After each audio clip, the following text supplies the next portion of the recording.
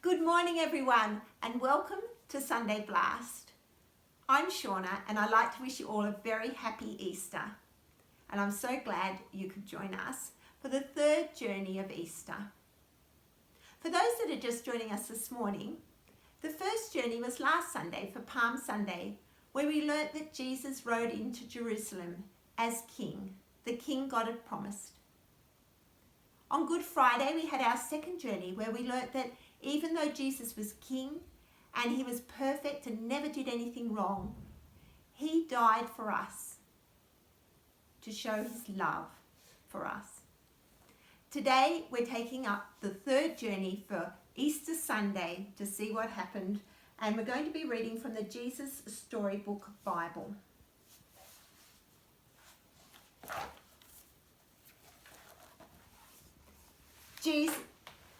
Jesus' friends were sad. They would never see their best friend again. How could this happen? Wasn't Jesus the rescuer? The King God had promised? It wasn't supposed to end like this. Yes, but whoever said anything about the end? Just before sunrise on the third day, God sent an earthquake and an angel from heaven. When the guards saw the angel, they fell down with fright. The angel rolled the huge stone away and sat on top of it and waited.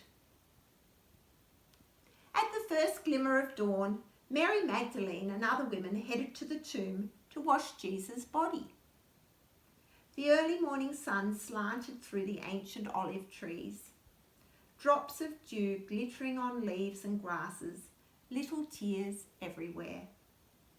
The friends walked quietly along the hilly path, through the olive groves, until they reached the tomb.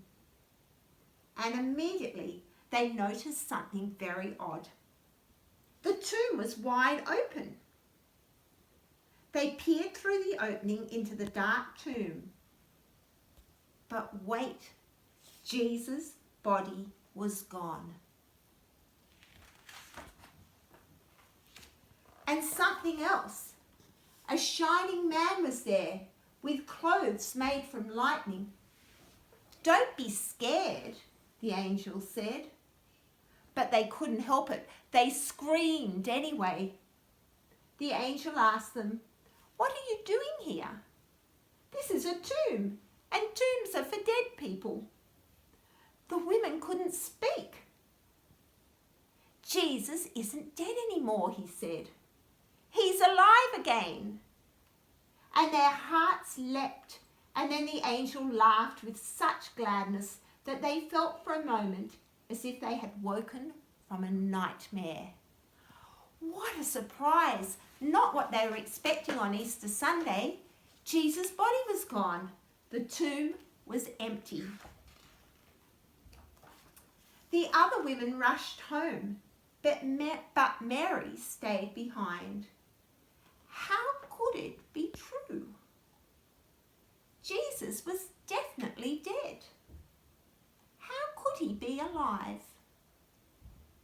Just then, Mary heard someone else in the garden. Perhaps it's the gardener, she thought. He'll know where Jesus' body is. "I don't know where Jesus is," Mary said urgently. "I can't find him." But it was all right. Jesus knew where she was, and he had found her.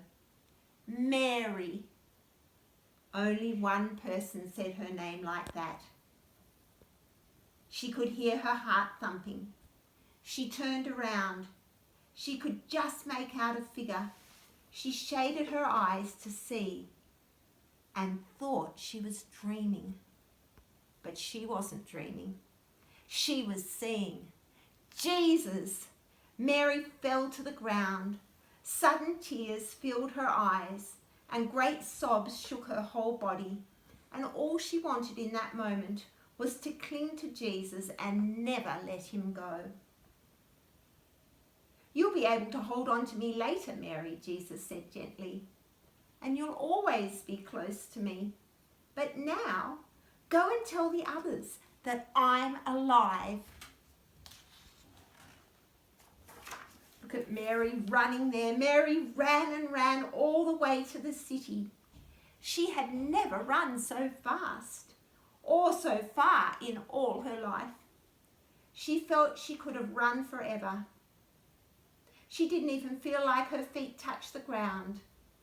The sun seemed to be dancing and gleaming and bounding across the sky, racing with her and shining brighter than she could ever remember in the clear, fresh air. And it seemed to her that morning as she ran, almost as if the whole world had been made anew. Almost as if the whole world was singing for joy. The trees, tiny sounds in the grass, the birds, her heart. Was God really making everything sad come untrue? Was he making even death come untrue? She couldn't wait to tell Jesus' friends. They won't believe it, she laughed. And she was right, of course. Jesus' friends were afraid.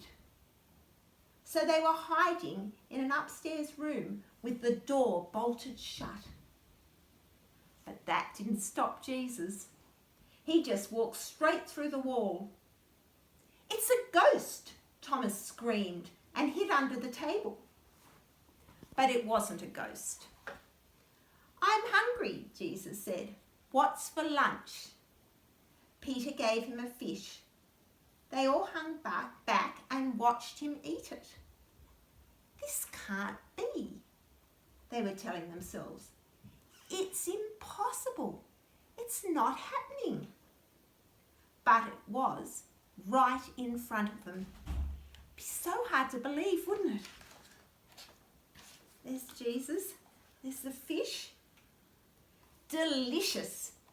Jesus wiped his mouth with the back of his hand and grinned. Can a ghost do that? He winked, and then they all laughed. "I'm really here," Jesus said. And he really was. Peter's heart leapt with joy, and he fell into Jesus' arms, hugging and kissing him. The others followed. They felt their hearts would burst from the happiness. The friends ate together and chatted happily, and every now and then they'd just gaze at Jesus. And they'd have to touch him to be sure they weren't dreaming. Jesus had a real body, but this body was better. It had come through death, and it couldn't get sick, and it couldn't be killed again. This body would live forever. Jesus had come back with a brand new body. Not only were sad things coming untrue, the friends realized they were becoming new again. Was God going to make everything new? Jesus said, "I am the Saviour and the rescuer of the world." And they knew, because he couldn't stay dead, because Jesus had come alive again, that somehow everything would be all right. How extraordinary is that? On the very first Easter Sunday, Jesus came back to life after he had died. He was more powerful than death. He was the most powerful king, the king that God had promised, the king that came to give us the gift of life forever too. This Easter, as we have our eggs and celebrate, let's thank Jesus for being our King, our rescuer, our Saviour, and giving us life as his friends forever. I've got some questions that you might like now to talk about with your families. What happened when Mary got to the tomb on Easter Sunday morning? What did it mean that Jesus came back to life? And question 3, how are you going to celebrate that Jesus is alive? Oh, Lucy! Oh, hang on a minute. You've got something in your mouth. Let me help you there with that. Thank you, Shauna. Oh, happy Easter, Lucy. Well, it's a happy Easter for some. What do you mean? Well, I've just done my egg hunt and look, I found this lovely, beautiful big egg. Oh, yes, that looks very nice. Fantastic. And then I take a bite into it. Yep, I can see you've taken a great big bite. And yep. it's hollow. There's nothing in there. I got chips. That's the whole idea, Lucy. What do you mean? Easter eggs are hollow. There's nothing inside them. Tiny little ones. Well, these size ones are empty. Oh, no. Well, Lucy, I want more chocolate. I find it's very helpful because it reminds me of something that I'm reading in my Bible here. Boy, I'll listen, because I've never heard of less chocolate being helpful. Well, it's in Matthew 28. I'm just reading about the very first Easter Sunday. Oh, okay. And it says in verse 6, "But he is not here. He has risen from death, as he said he would.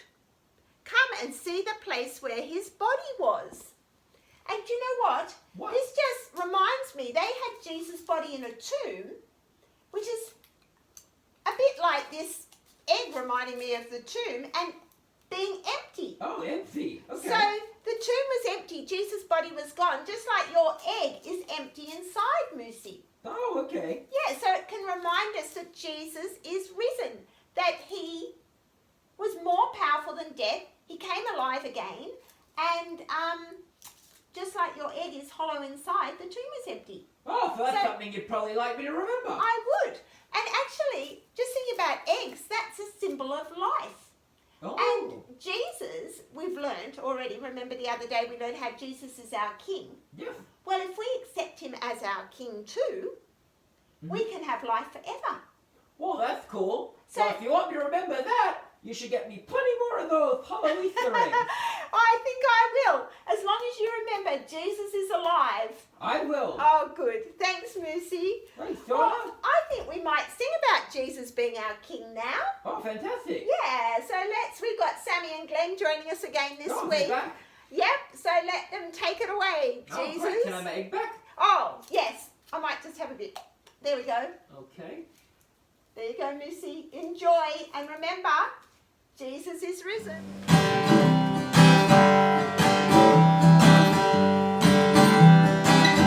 Here we go.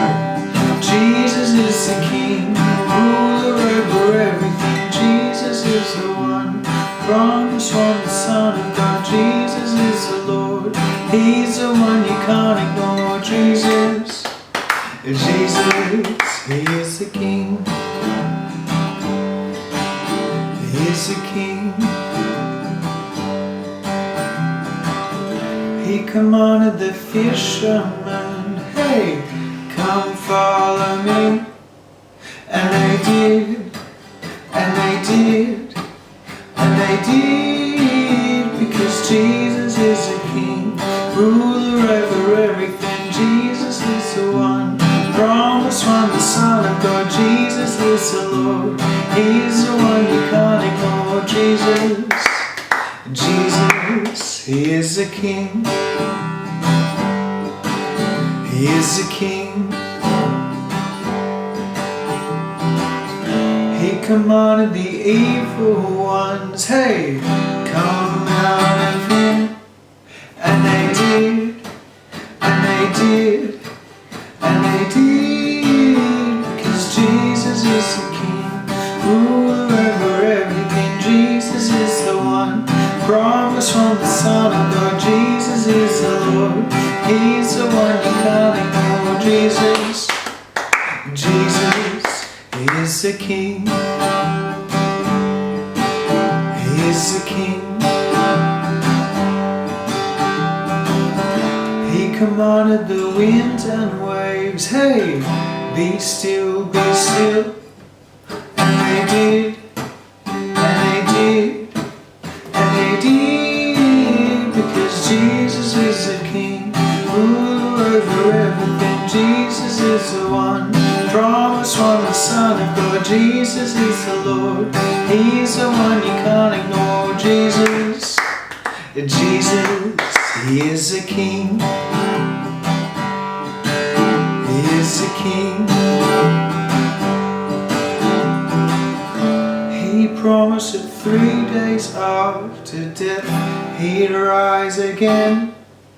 And He did, and He did, and He did, because Jesus is the King, ruler over everything. Jesus is the one, promised one, the Son of God. Jesus is the Lord. He's the one you can't ignore. Jesus, Jesus, He is the King. He is the King. He is the King. Have a happy Easter, everyone.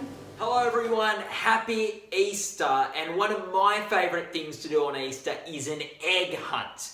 And even though we're all remotely in our own homes, that doesn't mean we can't do an egg hunt on Sunday Blast still. So what I have is a competition for you and your families to play. Behind me are 6 hidden Easter eggs you'll be able to see.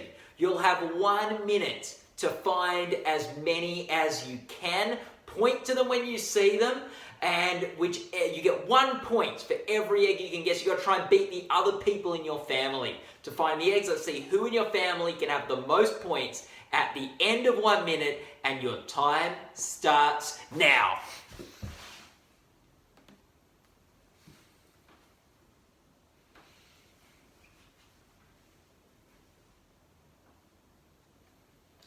Okay, 10 seconds down. You've got 6 eggs to find. I wonder who's winning at the moment. Okay, you're 20 seconds into it now. Wonder if anyone's found eggs. You've still got time. There are 6 to find. Who can be the one who finds the most in your family? Half time. You are halfway through the minute. Let's see who can find it. Keep your eyes. Look at places that haven't been found already. You've got 20 seconds to go now. 20 seconds to go. Let's see who can find the eggs. And now you have 10, 9, 8, 7, 6, 5, 4, 3, 2, 1. Time's up! Okay. I wonder who found the most eggs. We're going to go and collect the eggs now so you can see where the answers were and just make sure that you did the points correctly. Shauna, Mum, you can come on in. Oh, yes. Let's find the I eggs. love Okay. history cards. So the first one is we had one right down here, okay? 1 egg right down here. I hope that was caught in the camera. Oh well. We have one on the remotes here. That's egg 2. And we have one, a yellow one, a bit tricky, in the bouquet here. That's 3. 3, We have half. half of them gone. Did you find any of those ones? In the guitar, very middle of the guitar. Ooh, ding. There was another one. That's 4. 4. Here, trying to stand out of the way. Stand out of the way so people can see. Here we go, Mum. That's 5. I here. didn't see that one. And the last one, all the way on the top of the DVD case. 6. That's 6 eggs. Yeah. Now, your family has your points. I wonder who won. There is one more challenge to go. Hidden somewhere here is a giant egg, a big egg to find, but you can't see it. It's maybe under something or inside something. So what you need to do is everyone in your family needs to point to somewhere where you think it is on the screen. Don't quite touch the TV screen, but point to somewhere. I'll give you about 20 seconds to point somewhere. And then when I go and find it, whoever had picked the closest spot to where it was, they get a bonus 3 points. So your chance might still have a chance to win the competition, the egg hunt, the Sunday Blast egg hunt. So I'll just get out of your way.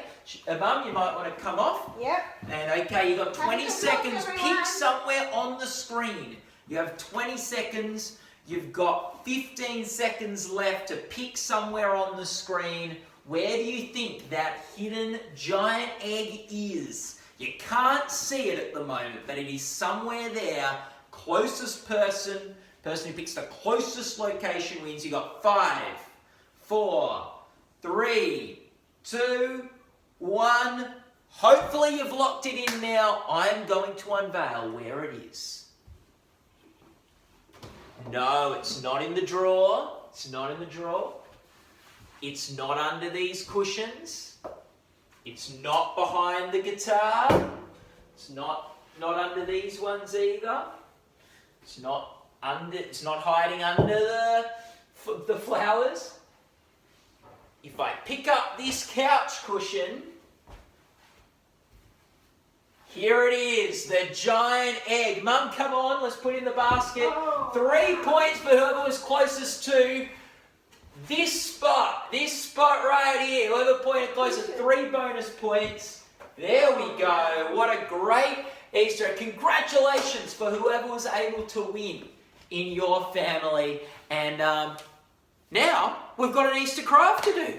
Let's go. Today for our Easter craft, we're going to make an empty tomb from a paper plate. So, I'll show you how it's done.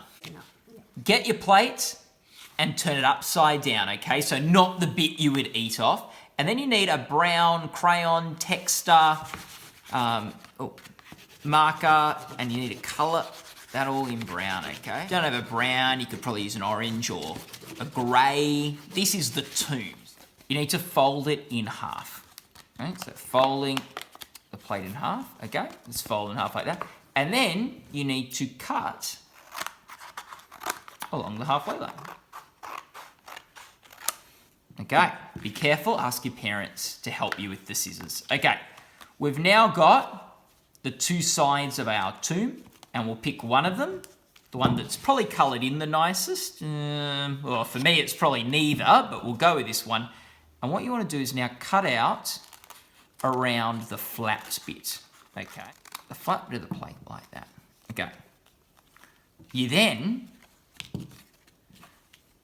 get your other half and you put this on top. You put it on that like that, so that when you flip it over, it's all brown. You flip it over there, and then you get a stapler, and again, you'll need to ask your parents for help with this to make some staples around the side. Okay, now we need our stone for the tomb, and it's this bit that we cut out from the plate. So hopefully you didn't throw it away. And for that, we need a split pin. These are pins that split open like that. What you need to do is get your parents to push the split pin through and push the split pin through that side there. This is tricky. This is why you're going to need your parents' help. Then they can open up the split pin and have an opening tomb. If you don't have a split pin, that's okay. Just get a little bit of tape and you can put a bit of tape there, tape the door on, and then it can be a flap that opens, okay? On Easter Sunday, usually when you go into a church, there'll be someone at the front that goes, "He is risen." And the congregation and the audience, whoever, are meant to reply back, "He is risen indeed." It's a great way to remind ourselves that Jesus is alive again, that tomb was empty.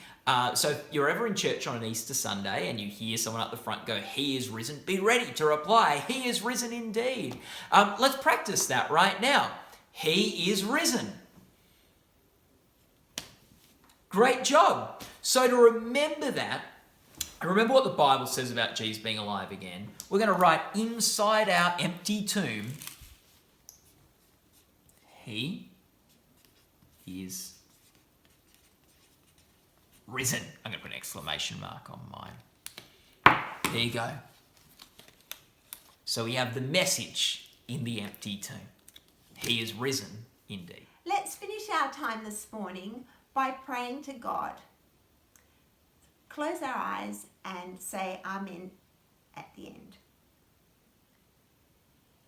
Dear God, thank you that Do you want to start again? Actually, you're a bit yeah. stilted when you said that. Yeah, okay. Fine. Yeah. Let's finish our time this morning by giving thanks to God with a prayer. Dear God, thank you that you sent Jesus to die for us and that Jesus came back to life to show that he is King.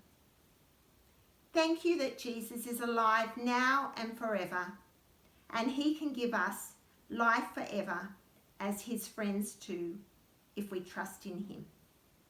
Amen. Thanks everyone for joining us.